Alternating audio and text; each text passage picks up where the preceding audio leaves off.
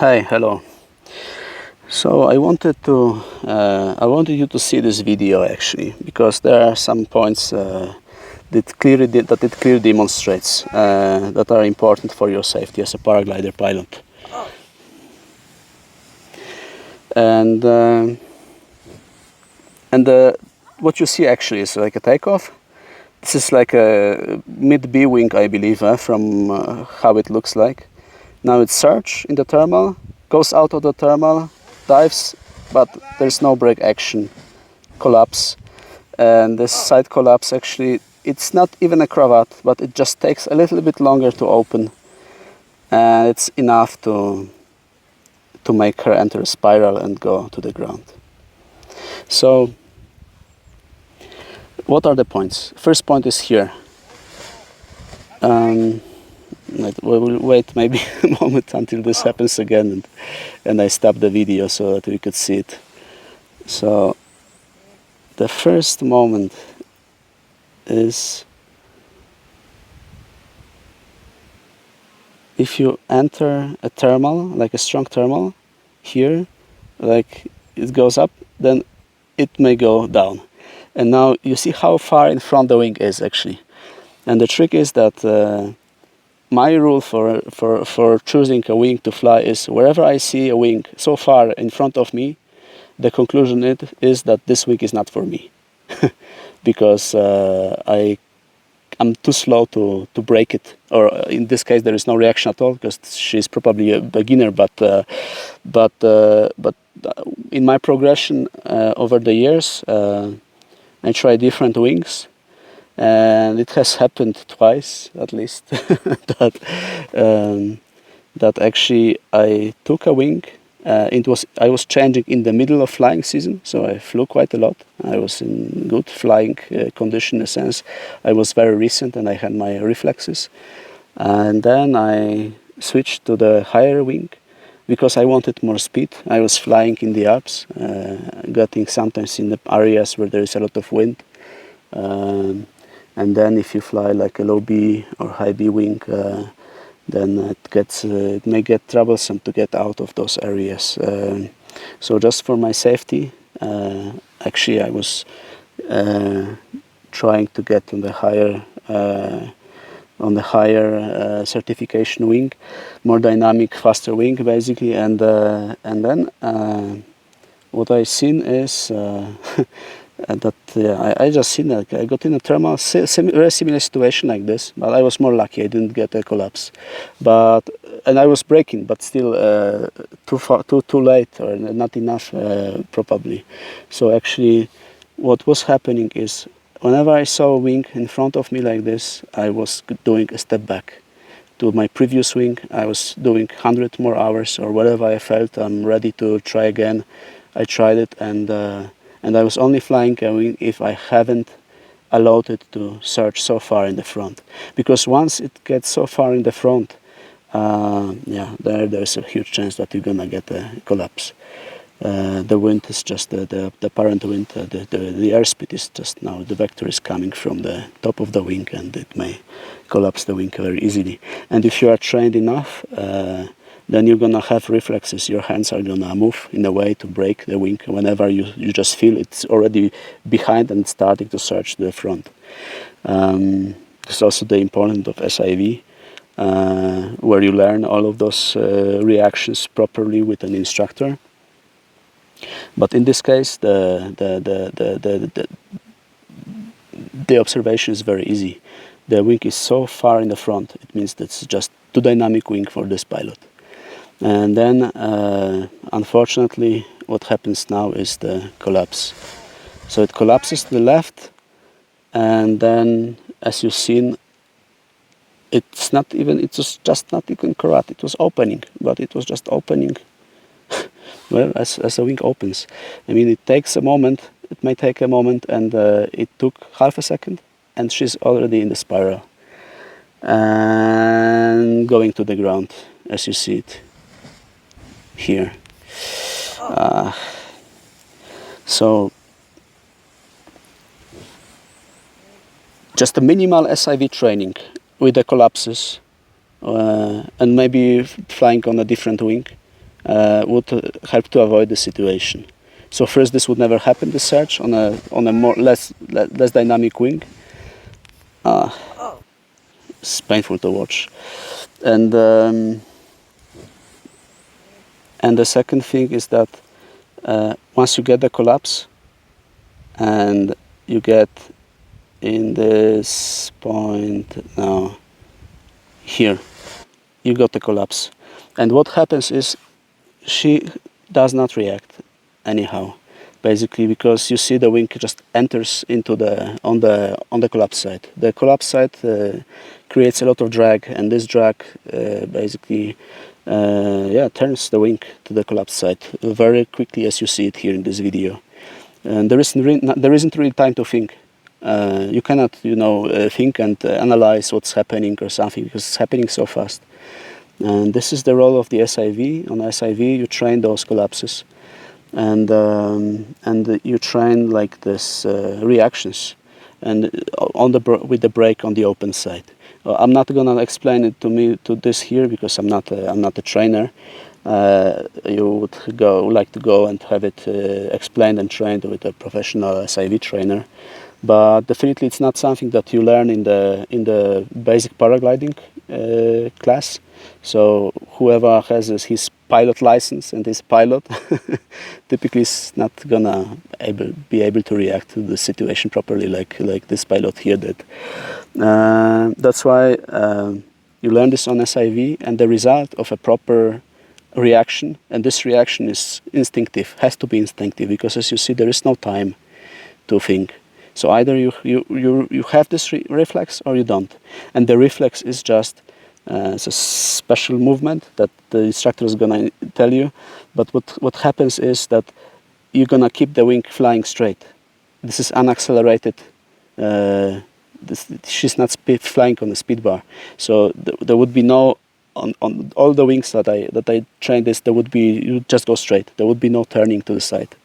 It's actually very easy. If once you are trained, it's very easy to keep the wing flying straight. So there would be no spiral, and no going to the ground. You'd be just flying straight. The wing would open probably, and even if not, then you'd still be able to fly away safely from the slope, and then think about this or throw the reserve. But what happens here, since there is no reaction on the brake on the open side, then it's not even a second, and you're in the spiral going to the ground very quickly, and the risk that you injure yourself is very high. I don't know what has happened to this pilot. Hopefully she's okay, but as you see, there's no time to think. You have either trained this or you haven't, and if you haven't, then this is what happens. You're just half a second later, you are going to the ground, and this is another point actually. I mean, here it's so low that there's probably nothing that can be done so low, but be aware that if you are not trained in SIV, and if something happens that you just don't know, do not try to figure out. Just throw the reserve straight away, because I mean, depending on how high you are, but if you are low like this, there's just no time to figuring out stuff. And the second rule that would be useful here, if there would be more height involved, because here it doesn't make a difference. But the rule that I've heard and I believe very strongly is that whenever you do one turn of a spiral, you throw the reserve. You don't think about anything else, fixing the situation or figuring out what's happening or trying to do something. Whatever. Just don't. You did one turn of spiral. It clearly means, in my opinion, and I'm not an expert and I'm not a trainer, but from what I've seen, it means that you're just behind the game. You're not trained enough, or maybe your wing has such a big problem that this wing, this problem, and your state of piloting is just not gonna solve this if you did one turn of a spiral, and this is the latest moment to, I mean, it's never too late to throw a reserve, but I mean, this is definitively the moment where you should be prepared in your head to throw a reserve. You do one turn of spiral before takeoff. You just think about this a few times, that you do one turn of spiral and you throw out the reserve, because I would do this. I do this basically, yeah? Because what happens is there are three things that may happen. So first is you're gonna be in the spiral and you got actually four, and you got very quickly to the earth. So if you are low, you know, you are going like 10 meters or 50 meters per second towards the ground. So every 10 seconds you do 150 meters. It's happening really, you're gonna approach the earth quickly. There's really no time to thinking about what to do. This is the first thing. The second is in the spiral you may get high G forces. So you may be physically unable to reach out with your hand that's now weighing 100 kilos because of the high G in the turn. In this rotation, you may not be able to reach for the handle of your rescue and throw it. This is the second element. Or you might get black out. The third thing, you know, just by the high G forces, you may get, you just lose consciousness and not be able to react anymore. Then there is another aspect that if you have like a huge cravat, you may get in this SIT configuration, where the axis of rotations between you and the wing.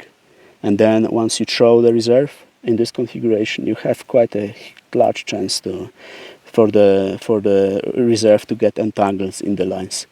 There are videos. Maybe I will search for a video like this in the future and make a proper video about this. But just yeah, this is what happens. So that if you have just one reserve with you and you wait too long, you increase. And in this special configuration with large cravat, you may get in the situation where you just where your reserve gets trapped in the wing. Then you pull the lines of the reserve, trying to get it free, but yeah, it may not always work. But or let's say, and then there is this SIT. Yeah, I think these were all of the options that I meant here. Yeah, so yeah, I think we can learn a lot from this movie. As sad as it is, hopefully the pilot just ended up in the trees with no injuries. This happens often. Yeah, but summing up, so first, whenever you see the wing in front of you so far, just don't fly this wing.